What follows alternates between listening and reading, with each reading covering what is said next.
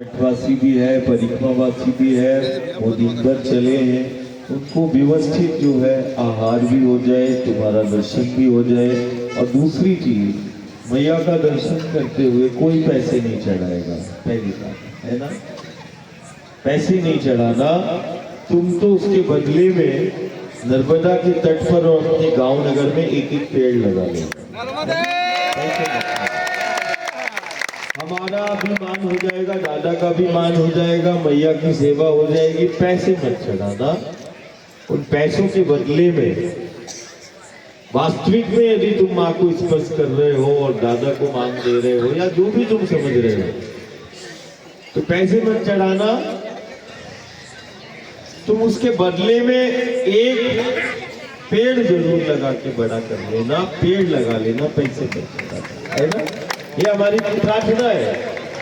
हमें जो लेना होगा हम ले लेंगे, लेकिन इस समय का सबसे बड़ा यदि कोई मान यदि गुरु गोविंद और शंकर का होगा, तो वो उसी वृक्ष को ही, पेड़ पौधे को ही तुम मेरा स्वरूप समझना। और घर के अंदर तो तुम पैसे रखते हो, कम से कम द्वार के बाहर मुझे खड़ा कर लेना, इतना तो कर सकते हो ना। अरे पैसे तुम घर में रखना, लेकिन द्वार पर जो गुरु गोविंद का शंकर का स्वरूप है, और गुरु खुद बोल रहा है वृक्ष मेरा स्वरूप है, तो कम से कम इतना तो मान दे देना कि तुम्हारे द्वार पर हमें खड़ा कर लेना। इतना भक्ति हो जाए तो वास्ता है उस आद्य शक्ति का सबसे बेटर और सबसे सुरक्षित जीवन देने का वचन देता हूँ। घर द्वार के बाहर ही खड़ा कर लो, माई के द्वार पर ही खड़ा कर लो मुझे, ऐसा गुरु गोविंद और परमात्मा कहता है। धन धान्य तुम्हारे घर के अंदर होगा, प्रसन्नता, संपन्नता और संक्रमण और आपदाओं से तुम्हारा घर और गांव मुक्त होगा। मुझे तुम माई के द्वार पर और तुम अपने घर द्वार पर मुझे खड़ा कर लो। तुम पेड़ के रूप में, पौधे के रूप में, वृक्ष के रूप में ही तुम मुझे स्थान दे दो।